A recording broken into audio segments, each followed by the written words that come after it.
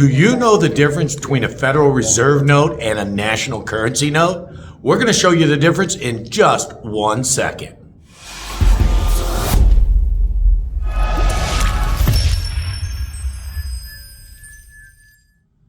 Today we're going to be covering the modern size Federal Reserve notes and the modern size national currency notes. We're going to show you the difference. We're going to give you a little bit of a backstory on how national currency notes came about and the Federal Reserve, when it started. But in order to cover this subject, we have to zoom back in time to 1863. In 1863, they had the blanket size notes. That's right, as you can see here, we have a modern size with a blanket note right here. You can see the extreme difference. Now, the national currency was created by the National Banking Act of 1863, which was followed by the Act of June 3rd, 1864. Now, as you can see here, there are not any 1863 notes. There aren't any national notes. I just mainly wanted to show you the difference in size between a blanket note and a modern currency note. So we're going to zip right back over here to the modern size, and we're going to start explaining all the differences there are between the Federal Reserve note and the national currency note. As I have mentioned earlier, the National Currency Act of 1863 lasted all the way through 1929. Modern size, this note right here, the small ones, were printed in 1929. Now, how you can recognize national currency? It's a little bit tricky, but we're going to get through it. Now, the seal is still brown, like on a Federal Reserve note of 1929. And right up here, it still says national currency.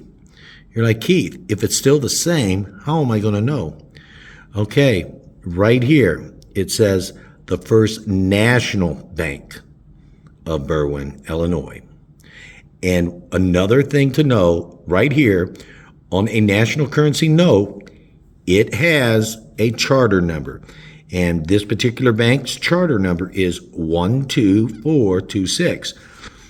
Now, another thing you may want to keep in mind, that national currency was only payable at the bank in which it was drawn on. So this one was National Bank of Lawrence, Kansas, Detroit, Michigan, St. Louis, Nashville, and San Francisco. Now, these are all of the national notes I have at this time.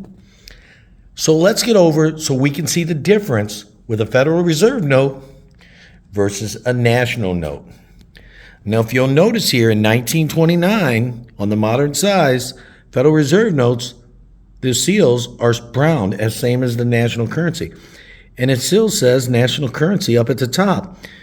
You're like, okay, that's the same. What's up? What's the deal? Well, guys, right here, it is drawn on a Federal Reserve Bank, not the National Bank of Philadelphia.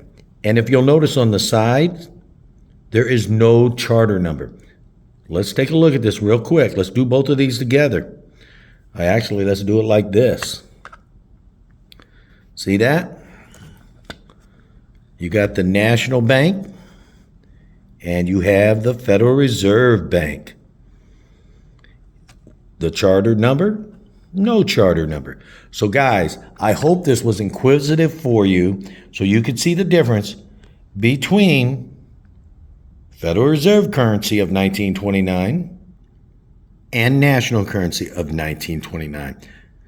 So guys, if you haven't, give us a sub, give us a like, comment, maybe even a share. And again, as always, thank you very, very much for watching.